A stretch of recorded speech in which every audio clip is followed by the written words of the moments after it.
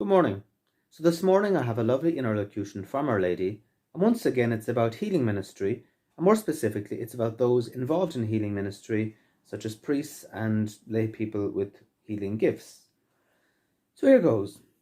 My children, if God only used perfect people to help you, then he would have nobody to use. God calls imperfect people, and he works through them despite their imperfections. This is why you must not judge your priests and those called to different ministries, but you must pray for them. Think of your doctors. They may be very good and very competent, and yet have serious medical conditions themselves.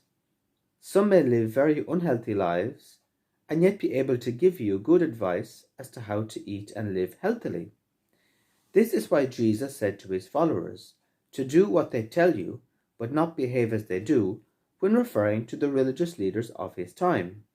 It is similar with your priests and healers. Discern the good from the bad and allow God to use them to help you regardless. So, quite a simple message, and at the same time, equally challenging. I suppose when we think about it at the start, Jesus, when he called his 12 disciples, he gave them healing gifts pretty much straight away. They had no great seminary or years of training of philosophy or theology or psychology or inner healing or spirituality. They learnt on the job, if you like. And of course, sometimes they said terrible things like, Jesus, will we send down thunder and will we get rid of this village and all sorts of stuff. They used to be squabbling at times on the road, wondering which one of them was the greatest, which one of them was the best. And even when Jesus died on the cross, all but St. John, they all ran away. St. Peter, of course, then denied Jesus 3 times. Judas betrayed Jesus. And these are all people that had healing gifts. And these are all people that did healing and miracles and deliverance. And many people benefit from it. And so Jesus is saying the same thing when it comes to the people he calls, to the priesthood, or the people he calls to healing ministries or preaching ministries, or even this LGBT ministry that I'm doing or whatever, is that Jesus calls human beings with the good, the bad, and the ugly. And he makes a good reference to doctors. He says, you can go to the doctor and the doctor can give you great advice and the doctor can give you medication and advice that will heal you, yet the doctor mightn't be practicing their own advice at all and might be quite unwell. And actually, if any of you know doctors, often the doctors work very, very hard, and so often they're sleep deprived. Often because they work so hard, they don't actually eat all that well, and often they can get run down, burnt out, and have a lot of medical problems themselves. Yet the same doctors can be telling us how we should eat and giving us very good advice and how many hours we should sleep, and it can be wonderful advice. And so Jesus is saying the same thing. He's saying that when it comes to priests or when it comes to people in healing ministry, well, not everything that the priest says or the inner healing person says or the miracle person says is going to be 100% squeaky clean perfect. Why? Because they're human. But Jesus can use them anyway. And sometimes you see people get turned away by this.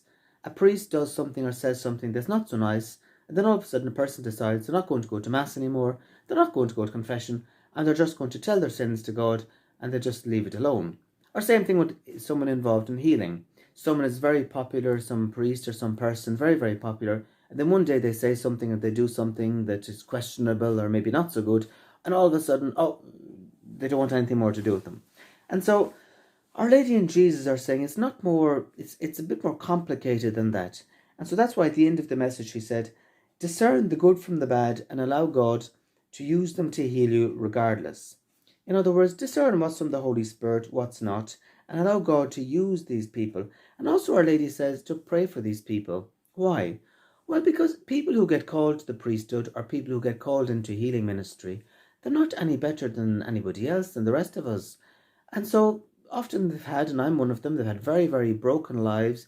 Jesus intervened in their lives, and then all of a sudden Jesus asked them to go out and help others.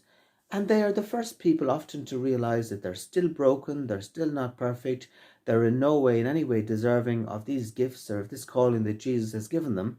And so when they make a mistake, Our Lady is saying, pray for them. They're not claiming to be perfect. They're not even supposed to be perfect. So don't go around saying, gosh, they're total hypocrites and they shouldn't be talking about God. But just saying, you know what, they're broken.